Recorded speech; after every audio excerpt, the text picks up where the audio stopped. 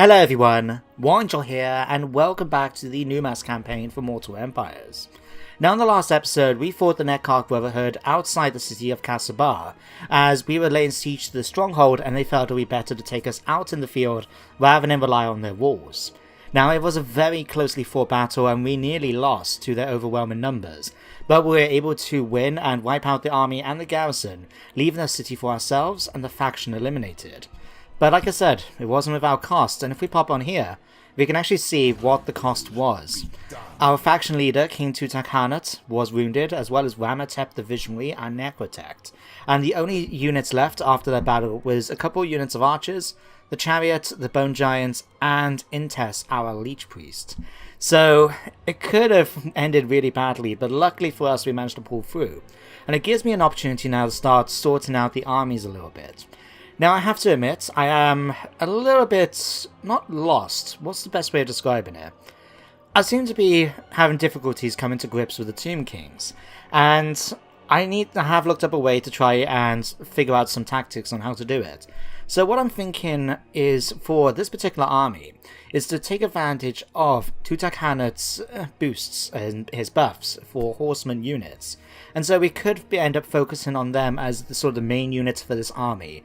And I know with the other Tomb Kings that you can unlock through the research, that you can have different themed armies almost around a particular unit. So it could be quite interesting to try that out. So we do need to get a few more horsemen at the very least, I think, but also work on having that strong front line to hold the enemy in place while we keep doing those weird charges into their line. So even if they're undead, we can still kill them off quickly. Now, we need to get up a few units for King Simidus's, well, acting commander of the army. So what we're going to do, instead of keeping them here at Kasabar, I can see we can just about move into our home province here. So I'm going to move the army over here. It is indeed. Alright, and we should be able to start recruiting units. Now, what would be so much easier if we can get global recruitment? Why is that? Garrison, Entombed Beneath the Sand stance. Okay, which one's this? This one? No. This one, okay. Alright, so it's basically encampment, but instead of giving you the melee defense and leadership boost, it gives you Vanguard deployment and Sand Veil. That sounds pretty cool, I must say. Making them unspottable, Stalk. Yeah, that is surprisingly useful if in the right situation. Okay, so at least I know which one we're going to need, but since we can't use it this turn, we might as well take advantage and get a couple of units. So let's get these Nekakaran warriors and that extra unit of archers. These are surprisingly good, and thanks to the buffs we get for Tutankhanut, these will make a fine addition to the army once again. Plus, as you can see here, they were only the main survivors as well.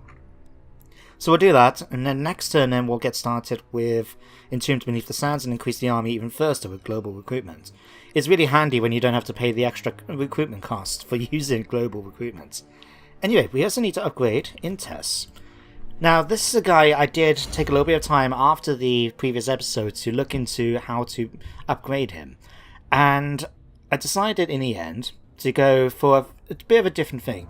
I was eyeing up the net of Amatok, then I thought to myself, no, what we could do, and something I felt the army really needed in that previous battle, was to have better defenses. I needed my troops to hold the line, and it was a problem when they were on equal terms to the enemy zombies in that. So what I was looking up is fast protection. Now unfortunately, it only applies to one unit, unless you upgrade it to tier 2, and then there's an area of effect spell. So what I'm going to do is spend my 2 points here. Now obviously we've got the chance of miscast and of Intes taking damage, but I think in having that area of effect of plus 30 armor and 27 melee defense is really going to be useful. I mean, if we eye up for example these guys, this will increase their melee defense to 50 and their armor to 60. I mean, that's pretty decent for a Tomb King army. So we're definitely going to be going with that. Now, the next thing that I was thinking about.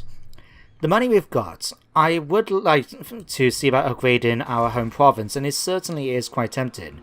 But I thought I'll spend my money in another way.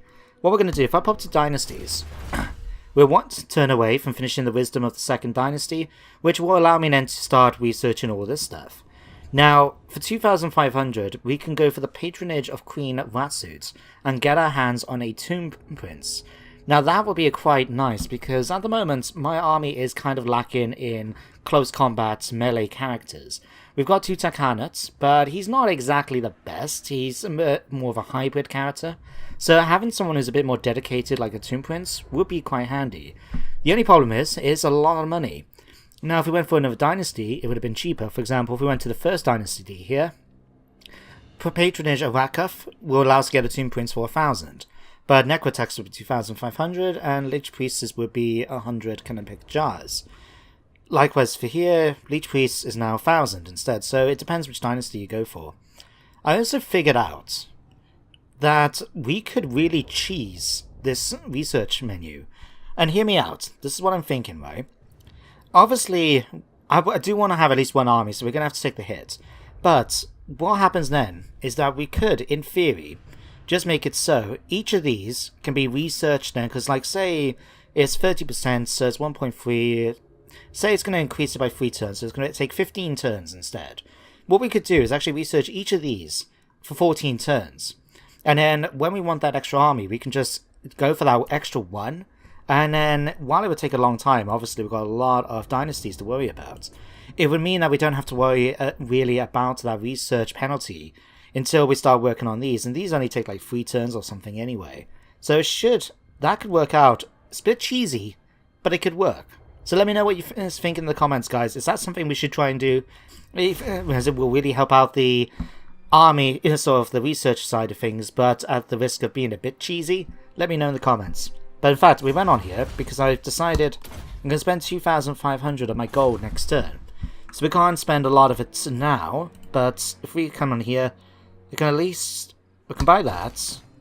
And I think here we'll buy another one as well. Just that way now we can continue making a fair bit of cash, and that will give me... Yeah, we'll have 2,500 left after next turn. Yeah, that will work just fine, I think. So, we won't upgrade the settlement. Instead, we'll just go ahead and end the turn, yeah. And there's nothing else I really need to worry about. Now, while we're going for the end turn phase, there is something I would like to ask you guys about for your opinion.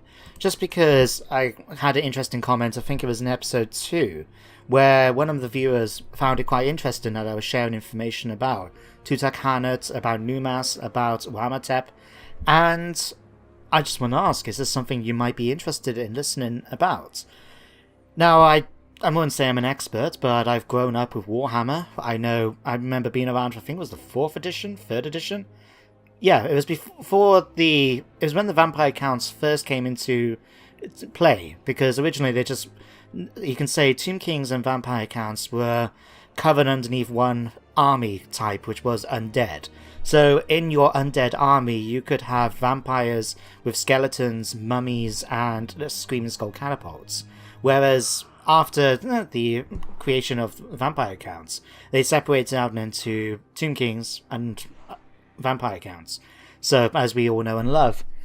So I do know a bit about the Warhammer lore, so if you guys are interested in me just sharing information and I happen to know about different factions and that, then let me know in the comments and I'll take it on board for future episodes. Could be interesting, but at the same time, I don't really want to turn into one of those sort of info lore videos. I mean, maybe it's a thing for it, but I'm sure it's all been done before. Anyway, internal servitude. The Lich Priests of the Mortuary Cult have left their necropoli in search of servants to aid them in their holy work. The incantations of preservation must be maintained and furthered. However, not everyone is a suitable candidate for such work. Who can we spare? So we can either offer a few bones and bodies, which gives me a minus 8% miscast chance for 10 turns, or we can go for many bones and bodies. We can use up a lot of our canopic jars, which I don't really want to do. But that does give me quite a lot of starting magic and a really good miscast decrease. Oof, that is tempting.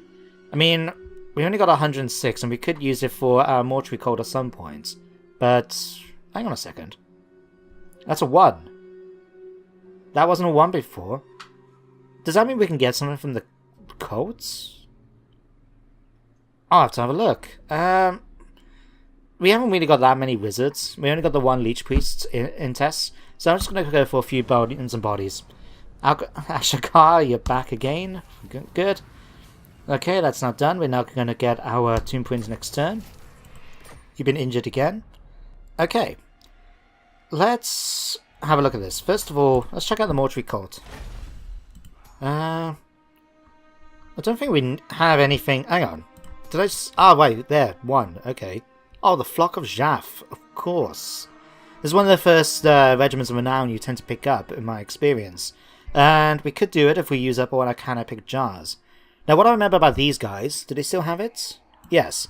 They got this ability, Death from Above, which basically acts as the Pterodon's Rock Drop ability. So it looks like we can only use it one time per fight, but it is surprisingly effective at doing damage against enemies. It could be a nice addition to the army, I guess. Yeah, why not? Let's use it. The Flock of Jaff. And with that, we can now add that to the army. Now, I'm a little bit concerned about the Doom Kingdoms here, because King Itobom is starting now to raid my territory, and with the Springs of Eternal Life so close, I don't want to run the risk of them trying to change their mind, declare war on me, and go and take it. So let's move a little bit closer. I still want to take advantage of global recruitment. We can't reach it this turn anyway. So let's go Entombed in the Sands. And let's start building up the army a hell of a lot. Oh, we can get Karens. Oh, we must get it from Kasabar. Right. Oh yeah, we got that, we got the public order building, and I believe does it. It's been a little while. I'm pretty sure that is.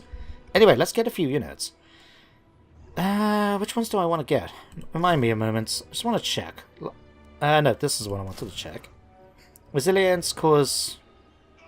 Okay, that's not it. Vanguard. You can get Vanguard deployments. Really? Oh, it's because we're on the stance, gotcha. Undead, Crumbling. I just wanted to check something, because I remember the older versions of Warhammer used to have it that if you had a hand weapon and shield, you actually got a ward save to represent how defensive having a sword and shield was. But it looks like they don't have that in this. I know the Spearmen get actually a little increase to melee attack when they've got more than 50% health. Let's go for 4 units of you. Yeah, that'll do nicely. We'll get... Because we want to have room for our Tomb Prince. Let's say 2 units of you for the moment. And 2 of you. We can get that Flock of Jaff. There we go. And then we'll have room for our Tomb Prince. Yeah, that'll work. I'm not going to put Ramateb in the army. Because he's not really that good, to be honest. He's... You know, his skills... I'll tell you what. Is there anything else we need to do this turn? Not really. End the turn again. You see, his skills aren't really focused on helping our normal rank and file. They're focused on helping our constructs, like Ushabati, Bone Giant, and so on.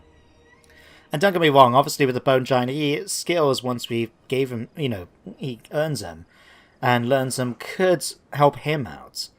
But I think it would be much better if I put him in another army that's maybe focused on constructs instead. Even though we've got the tabletop limits that, you know, are special and rare, we could put together quite a large force of, you know, constructs in an army. And I think having him in it would be very, very useful. So what I'm thinking at the moment is put the Tomb Prince in instead of him, because if we don't have constructs, all we really got is the mobility bonus, which, don't get me wrong, is quite good.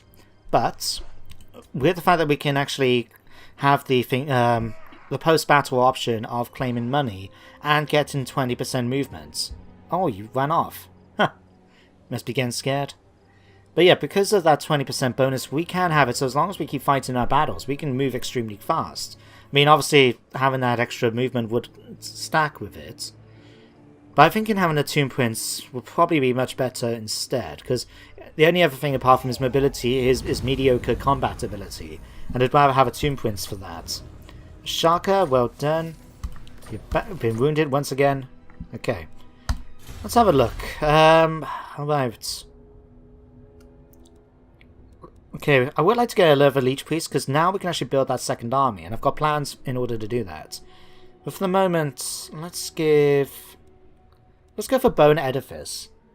That gives missile damage and armor to my skeleton archers, as well as improve my Bone Giants. I think that would be quite nice. We'll go for that. And next turn, we can go for an extra Leech Priest, which would be quite useful for our second army. So, I do want to get a second army, right? So in fact, let me just pop on here a second. Sekhetka, you are strong. I'm going to wait till next turn. I'm going to see what sort of counter we might be able to pick up once the Tomb Prince pool has a chance to sort of sort itself out a little bit. Let's find out. Alright, what was I going to say? Yes. So what I'm thinking is I'll have to have a look for the Tomb King options for leading the army. But as it currently stands, this guy is actually pretty good. He's got the Tactician skill, if I remember right, which means that his leadership aura is not only larger, but it provides more of a buff.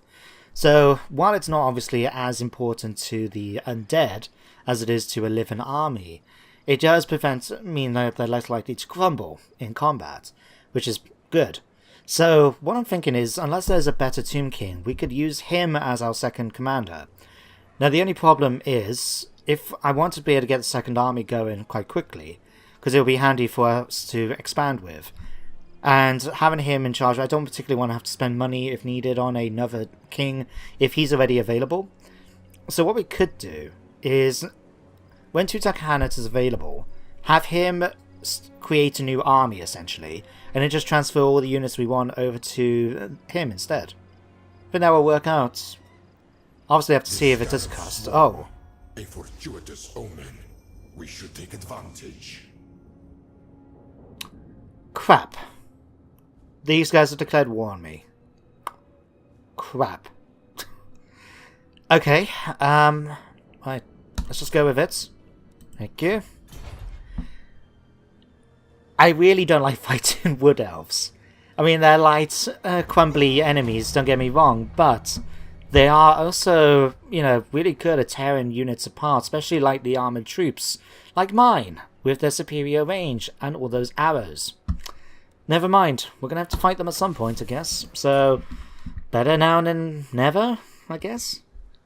Anyway, we could potentially go after these. We're not going to keep it, but burning it down to the ground and making it so it's no longer available? Possible. Maybe if we can vassalize it. Do I have that mod available for this mod pack? I can't remember. Hang on, why have we got corruption? Osmosis? Why? Hang on. No, that's going down. Because there's no vampire, obviously, right. Hang on. Is it from the Black Pyramid? I mean, that's going up. No, that's also from osmosis. Hang on. Let me check the map a moment.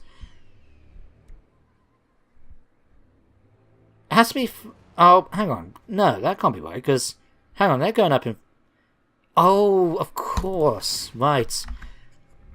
So, if we zoom out, Khemri happens to be linked, share region with Zandri, the Stigoi Empire, which is a vampire count faction.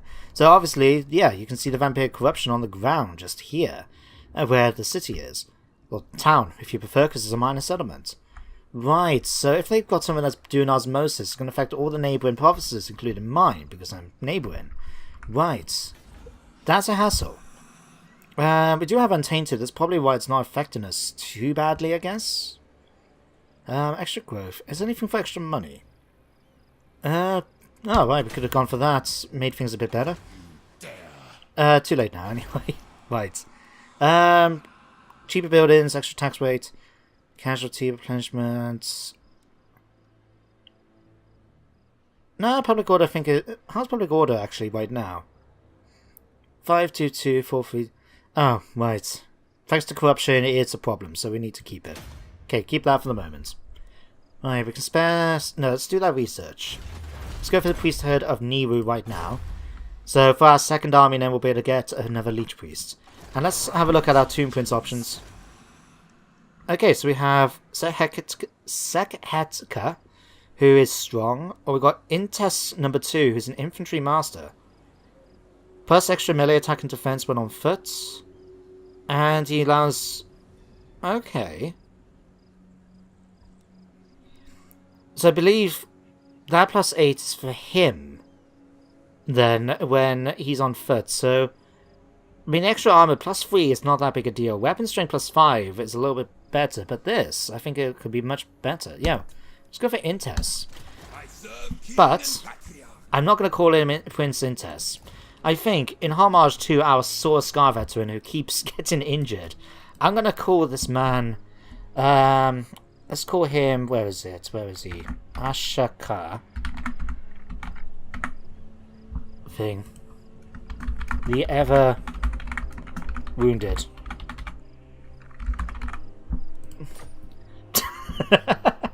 There we go. So even though it pops up there, we now got Ashokar as a real character in this thing. I'll tell you what, let's change him to Ever Wounded. Let's not perhaps call that. Let's just call him the Cursed. Because according to this, he keeps injuring himself all the time, so he's obviously cursed with bad luck. So well done, Princess Ashokar the Cursed. Welcome to the team. I know, I'm easily amused. What can I say? Right, let's have a look. Let's stick you head over here towards Castlebar, because most likely, if the Wood Elves are coming up, they're going to be coming from this direction. Okay, you can join us next turn. Alright, let's have a quick look. Dune Kingdoms. We are much more powerful than they are now. It is tempting. As long as the Wood Elves decide not to... How can I put it? As long as the Wood Elves don't plan to actually try and rush to attack us. Like, they tend to play pretty defensively, Wood Elves. I chafe in my rapids. Oh. Do not put me in an even darker mood. You guys want a non-aggression pact, eh? Do I take it? Huh, you're spineless. Is that why you're offering me a non-aggression? Now, I believe they start off here, and given the fact that these two regions are also ruins, they probably own this section here, so that's quite a bit of territory. You know what? I think for the moment, I'm going to accept it. We can focus then on the Dune Kingdoms, the Wood Elves, and even push forward then against the Sentinels and stuff like that. Although I have to admit, I'm a little... Oh, hello. Kenry have decided to attack Screenskins. That could work in our favour if it weakens Kenry, so we can go and attack them from the rear. But different thing. Anyway, I have to admit, I'm a little bit disappointed to see that, according to the diplomacy screen, that Clan Moors and apparently Queek Headtaker is considered spineless, as if he's a coward. Now, if anyone who knows the lore of Warhammer, Queek Headtaker is very unique among Skaven, in the fact that because he's quite brave, he doesn't really feel fear. In a way, because of his upbringing and training, he actually is very atypical of Skaven. In fact, he's often considered unusual, because rather than do the typical Skaven leader thing, which is to lead from the rear, he's actually in front, fighting enemies and leading their fellow Skaven from the front lines. And he's quite an effective fighter. I mean, if you read the End Time novels, there's a particular book that's focused on him trying to take, I think it was Carrick 8 Peaks, with Belagard and that. And you read through how good a combatant, how good a fighter he is. I mean, it's, it's quite disappointing just to see that bit there and it says, oh, he's scared, Yeah. Grey herds have come, yet again. We've got more bloody... Right, okay. Shaka, you've been wounded yet again. What's this? In battle, eliminate a lord belonging to any of the following enemies of the Sentinel. So it's offering me the opportunity to go after Kenry. We get extra diplomatic relations with the Sentinels, a potion of healing, which could be quite useful, and extra 20 canopic jars. That could be something. We'll wait and see. Now, Ramatep is back. That means Tutankhanut's back. Fantastic. Shaka's back for duty again. Right. So yeah, what we're going to do, we're going to go to Castlebar. We're going to recruit a lord. We'll get the king of Numas himself. There we go. Now what we'll do is have King Simidas come over here. And what we'll do, we'll have all the units. Although I'm going to leave the chariots. No, I'm not going to include the chariots. Simply because I think Tutankhanut's, he buffs horsemen. So I'm going to have him have an extra unit of horsemen to make up for it, I think. There you go. So, let's have a think. You can move back over towards here. Immortality. Can we put you in here? We can. So this way we can give you the extra unit of horsemen. And then our Tomb Prince can come down and join up next turn. And now that we've done that research, we can now get ourselves another Leech Priest. Let's pop on here and see what we have as options. So we've got Ramatep, who's knowledgeable. That's probably one of my favourites of the traits, because it affects all my armies, not just the one that Ramatep is in. We've got Challoner as well, cooldown to Arcane Conduits. That's quite good. Strong. Now you see, I don't particularly like that, because I don't want him getting involved in melee. And having stats that improve his melee, not so important to me. And Tainted could potentially come in handy. Aggressive, cunning, increase... Yeah, again, like Heteko. I don't want you having poison attacks. Oh. Wow, that came out high-pitched. Leech Priest Shadows recruitment required the 6th book of Nagash. Oh. That makes complete sense.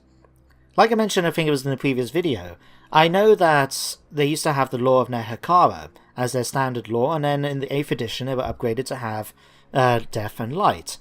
Death and Light. So, the fact they need the 6th book of Nagash in order to get Shadow, I quite like it. It's sort of very thematic.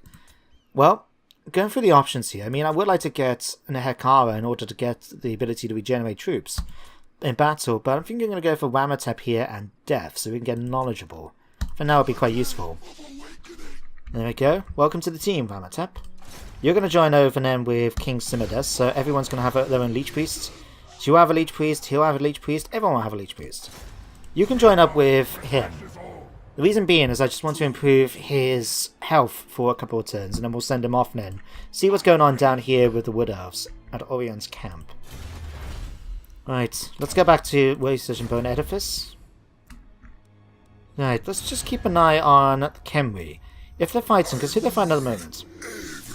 They're fighting the Sentinels, the Greenskins, and the Followers of Nagash. I mean, that's quite a few powerful factions up there. If they end up fighting more enemies, then we might as well take advantage of that and just march in and take their gold mines and take Khemri for ourselves. I think that'd be much, much better.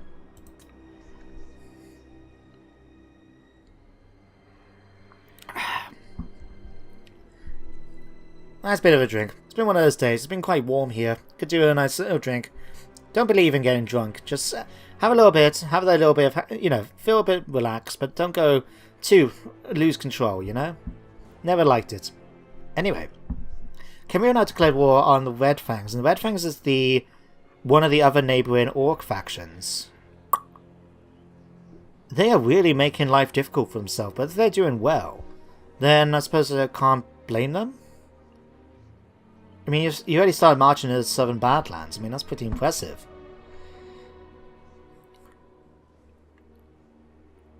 Right, anyway. So what we're going to do with Simidas here is when we move back, we're just going to build up his army quite general. We haven't really got a focus for him to sort of, how can I put it? We haven't really got a particular focus for his army. So what I think we'll do is just go back and we'll stock up on spearmen. We can't get any more archers, we can't get any Hekaran warriors. We could maybe get a couple of extra horsemen. Or we can get one horseman and we can get the archers. Okay, thank you, Ashaka. Right, let's move you back here. Because, yeah, we can only get one of these. I'll get it just because it can balance off the chariots, so we got a few of those. Might get these just because it could be useful to have that bit of damage. Yeah, let's grab 2 of these, and then we'll just stock up on... Hang on. Oh, yeah, of course, hang on. Did I use up all my movement to do this? Nope, we're just in range to do this. Fantastic.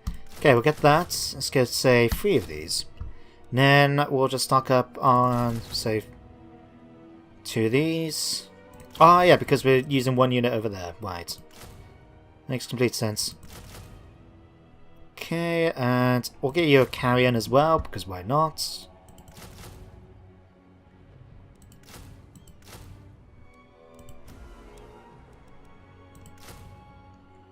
There we go. It's a pretty crappy sort of army, but we're just using it really for bulk numbers. Fine, let's get rid of... Yeah, we'll give you an extra unit of horse archers, just so you have a bit more ranged capacity. No, that's going to take 5 turns. Jeez. Okay, we'll do that. There we go. 4 turns, we'll have a complete new army put together for King Simidas. Now, Shaka, you can join up with him. Ramatep, you can join up with him. Nope, apparently we used up all our units. Okay, let's drop a unit of him. There we go. Now you can join up with him. In fact, let's ask you to move out now. You don't need to stay in here anymore. There we go. And yeah, we'll go for that extra unit again. Nope. Spearman. Thank you. There we go. It's not ideal, but it will do the job. Then we'll have one more turn and we can go after Orion's camp with Tutankhanut's army. Just see how we do against it, you know? In fact, Ramatep, head down towards Orion's camp, just so we can see... Yeah, we're not going to damage the walls. Just so we can see what to expect down there. In fact, here we go. Certainly not. So we've got War Dancers, a Shadow Dancer. Okay, it's good to know. Wildwood Rangers, Ray Watchers. Oh, Hagbane tips. Great.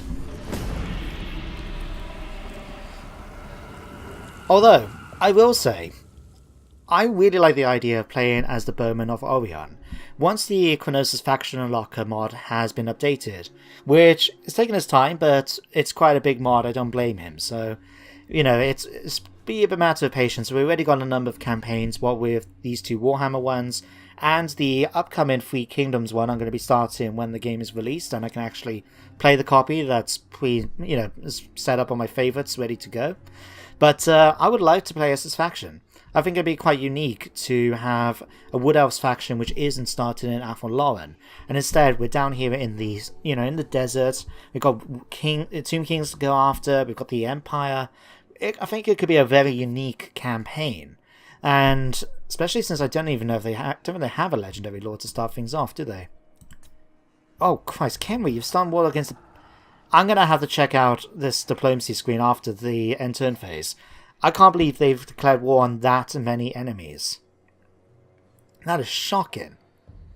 And you can tell it's them declaring war on them. Not, Kenry declaring war on these guys, not the other way around. Christ, this could be tough. Oh, hello. Oh yeah, I forgot the dwarves over here. And that was a thing I remember from the last episode now I'm thinking about it. The dwarves here at Karakzoran have a gold mine. It could be interesting. Especially with our faction traits. Anyway, that is the end of today's episode. I think it's a good time as any to end it. So, what's going to happen next time? Well, I think we're going to go down and deal with the Bowman of Orion. Or Orion, as you might want to pronounce it. What I'm thinking is perhaps we can go nearby, maybe get into ambush stance or something like that, and wait for them to come out to attack us, so we're not going after this garrison, because what do they actually have in the garrison? Okay, the garrison itself is not too big. Waystalkers, Eternal Guard, Scouts, Glade Guard. Oh, of course, they got a Tree Man, and what's this hiding behind the shield? Treekin. Oh, crap. I really don't want to fight these things. We're gonna have to. Anyway, but that's going to be happening in the next episode. So for now, thank you very much for watching today's episode. I hope you did enjoy it, despite the lack of battles. I'm sure we'll make up for it in the next episode. But I hope you join me then. Until then, though, take care, and goodbye for now.